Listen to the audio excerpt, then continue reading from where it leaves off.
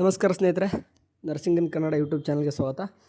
Okay, congratulation second semester ಸ್ಟೂಡೆಂಟ್ಸ್ಗೆ. ಯಾಕಂತಂದರೆ ಇವಾಗ ತಾನೇ second semester theory exam complete ಆಗಿದೆ ನಿಮ್ಮದು.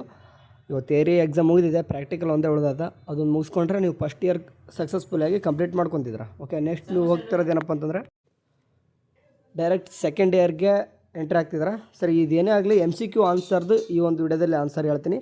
ಓಕೆ, ಯಾವರೇಜ್ ಆಗಿ ಓಕೆ ಈಸಿ ಇದೆ. MCQ ಕ್ವಶನ್ ಏನು ಅಷ್ಟೊಂದು ಟಫ್ ಏನು ಕೇಳಿಲ್ಲ. ಓಕೆ, ಒಂದೊಂದಾಗಿ ಆನ್ಸರ್ ನೋಡಿಬಿಡೋಣ. ಫಸ್ಟ್ನೇ ಕ್ವಶನ್ ಬಂದುಬಿಟ್ಟು ಕಾಣಿಸ್ತಿದ್ದ the highest level in Maslow hierarchy of the needs ಅಂತ ಕೇಳಿದಾಗ ನಿಮಗೆ 5 ಲೆವೆಲ್ಸ್ಗಳು ಬರ್ತವೆ. ಅದರಾಗ ಹೈಯೆಸ್ಟ್ ಅಂತ ಕೇಳಿದರೆ ಹಂಗಾಗಿ ಸೆಲ್ಫ್ ಆ್ಯಕ್ಚುಲೈಸೇಷನ್ನೇ ಅಂದರೆ ಎ ಆಪ್ಷನ್ ಆಗಿರ್ತದೆ. ಓಕೆ, ನೆಕ್ಸ್ಟ್ 13ನೇದು mummy restraints is a type of. Okay, ಇಲ್ಲಿ ಭಾಳಷ್ಟು ರಿಸ್ಟ್ರೆಂಟ್ಸ್ಗಳು ಬರ್ತವೆ. ಅದರಲ್ಲೂ ಮಮ್ಮಿ ರಿಸ್ಟ್ರೆಂಟ್ಸ್ ಯಾವುದಕ್ಕೆ ಅಂತ ಕೇಳಿದ್ರೆ ಅದು ಫಿಸಿಕಲ್ ರಿಸ್ಟ್ರೆಂಟ್. ಓಕೆ, ಆನ್ಸರ್ ಬಂದುಬಿಟ್ಟು ಬಿ 13ನೇದು. ಆ್ಯಂಡ್ 14ನೇದು the process of communication in which information is exchanged between peers in a organization is ಅಂತ ಕೇಳಿದ್ರೆ. ಓಕೆ, ಸೊ ಹಂಗಾಗಿ ಈ ಸ್ವಲ್ಪ ಕನ್ಫ್ಯೂಸ್ ಹಾಕೋಬಿಡ್ರಿ. ಅಂದರೆ ಕ್ರಾಸ್ ವೈಸ್ ಕಮ್ಯುನಿಕೇಷನ್ ಮತ್ತು ಆರಿಜೆಂಟಲ್ ಕಮ್ಯುನಿಕೇಷನ್ ಒಳಗೆ ಸ್ವಲ್ಪ ಕನ್ಫ್ಯೂಷನ್ ಆಗ್ತಿದ್ರೆ. ಸೊ ಇದು ಆರಿಜೆಂಟಲ್ ಕಮ್ಯುನಿಕೇಷನ್ ಆಗುತ್ತದೆ. ಅಂದರೆ ಆನ್ಸರ್ ಬಿ 14ನೇದು. ಓಕೆ, ನೆಕ್ಸ್ಟು 15ನೇದು the record that identifies specific nursing care needed for each patient on a unit based on a level of intensity nursing care and tasks for each patient is ಅಂತ ಕೇಳಿದ್ರೆ. Okay, ಅದು answer A acute record. Okay, 15ನೇದು A.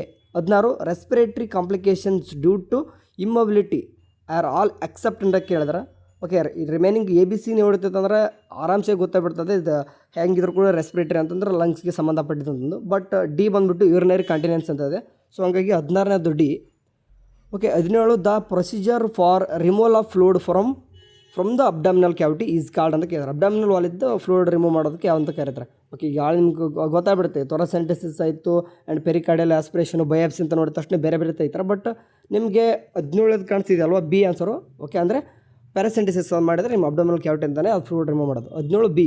18 excess accumulation of fluid in interstitial tissue ಅಂತ ಕೇಳಿದ್ರೆ. ನೋಡಿರಿ, interest ಏನಲ್ಲ, interstitial tissue ಸ್ಪೇಸನ್ಸ್ ಅಂತ ಕೇಳಿದ್ದಾರೆ. ಸೊ ರಿಮೈನಿಂಗ್ ಇಲ್ಲಿ ಡಿಹೈಡ್ರೇಷನ್ನು, ಆಸ್ಮೋಸಿಸ್ ಆ್ಯಂಡ್ ಪರ್ಸ್ಪಿರೇಷನ್ ನೋಡಿದಾಗ ನಿಮ್ಗೆ ಯಾವುದೂ ಕೂಡ ರಿಲೇಟೆಡ್ ಅನ್ಸೋದಿಲ್ಲ. ಓಕೆ, ಇಂಟರ್ಸ್ಟಿಷಿಯಲ್ ಟಿಶ್ಯೂ ಯಾವುದಾದ್ರೂ ಫ್ಲೂಯಿಡ್ ಅಕ್ಯುಮುಲೇಷನ್ ಆಯ್ತಂದರೆ ಆಟೋಮೆಟಿಕ್ಕಾಗಿ ನಮ್ಮದು ಒಂದು ಅಂದರೆ ಸ್ವೆಲ್ ಥರ ಬರುತ್ತೆ. ಅದಕ್ಕೆ ನಾವು ಎಂದು ಕರಿತೀವಿ ಎಡಿಮಾ. ಅಂದರೆ 18ನೇದು ಬಂದುಬಿಟ್ಟು ಎಡಿಮಾ ಬಿ.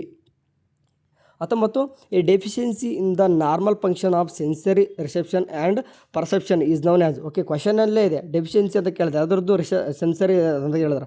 ಸೊ ಹಾಗೆ answer A automatically sensory deficit. Next anticipatory grief is. Okay, ನಿಮಗೆ ಆ್ಯಂಟಿಸಿಪೇಟ್ರಿ ಗ್ರೀಫ್ ಬಗ್ಗೆ ನೀವು ಏನಾದರೂ ಸ್ವಲ್ಪ ಓದಿತ್ತಂದರೆ ನಿಮಗೆ ಈಸಿ ಅನಿಸ್ತಿತ್ತು. Okay, grief that occur before the loss of loved ಒನ್ಗೆ ಮುಂಚೆ ಏನು ಕರಿತೀವಿ ಅದಕ್ಕೆ ಆ್ಯಂಟಿಸಿಪೇಟ್ರಿ ಗ್ರೀಫ್ ಅಂತ ಕರಿತೀವಿ. ಹಂಗಾಗಿ ಆನ್ಸರ್ ಬಂದುಬಿಟ್ಟು ಅದು B. Okay, 21 a person who has high confidence as all except ಅಂತ ಕೇಳಿದ್ರೆ. ಅಂತಂದ್ರೆ ಒಬ್ಬ ಪರ್ಸನ್ ಹೈ ಕಾನ್ಫಿಡೆನ್ಸ್ ಇದ್ದಾನೆ, ಯಾವುದು ಇರೋದಿಲ್ಲ ಅಂತ ಕೇಳಿದ್ರೆ. ಅಂದರೆ ಅವ್ನಿಗೆ ನೋಡ್ತಿರ್ಬೋದು ನೀವು ಹೈ ಸೆಲ್ಫ್ ಎಸ್ಟೀಮ್ ಇರ್ತದೆ. ಓಕೆ, ಆ್ಯಂಡ್ ಅದೇ ರೀತಿಯಾಗಿ ನೆಕ್ಸ್ಟು ಹೈ ಸೋಷಿಯಲ್ ಸ್ಕಿಲ್ಲು ಇರ್ತದೆ. Okay, and high learning skill ಕೂಡ ಇರ್ತದೆ. ಬಟ್ ಯಾವುದು ಇರೋಲ್ಲ. ಓಕೆ, ಹೈ ಫರ್ಗೆಟ್ಫುಲ್ನೆಸ್ ಅಂದರೆ ಎಲ್ಲನೂ ಕಾನ್ಫಿಡೆನ್ಸಾಗಿ ಎಲ್ಲನೂ ಕೂಡ ಇದ್ದಾನೆ ಅಂತಂದರೆ ಹೈ ಫರ್ಗೆಟ್ಫುಲ್ನೆಸ್ ಇರೋದಿಲ್ಲ. ರಿಮೈನಿಂಗ್ ಎಲ್ಲನೂ ಕೂಡ ಇರ್ತದೆ ಅಂತ ಅರ್ಥ. ಅಂದರೆ 21 C. 22 a third phase in the human sexual cycle responses ಅಂತ ಕೇಳಿದ್ದಾರೆ. ಅಂದರೆ ನಿಮಗೆ ಸೈಕಲ್ಸ್ಗಳು ಅವು ಗೊತ್ತಿರಬೇಕಾಗಿರ್ತದೆ. ಸೊ ಹಂಗಾಗಿ 22ನೇದ್ದು ನಿಮಗೆ ಆನ್ಸರ್ ಬಂದುಬಿಟ್ಟು ಸಿ. ಓಕೆ, ನೆಕ್ಸ್ಟ್ 23ನೇದ್ದು in forgetfulness the symptom of stress is ಅಂತ ಕೇಳಿದ್ರೆ.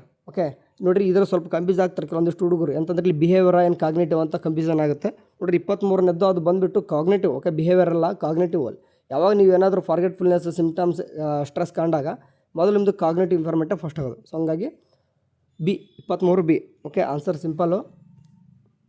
ಓಕೆ, ಇನ್ನೊಂದು ಟೈಮ್ ಹೇಳ್ಬಿಡ್ತೀನಿ ನೋಡಿರಿ. 12 ಅಷ್ಟು ಆನ್ಸರ್ ಹೇಳ್ಬಿಡ್ತೀನಿ. 12 ಎ, 13 ಬಿ, 14 ಬಿ. ಓಕೆ,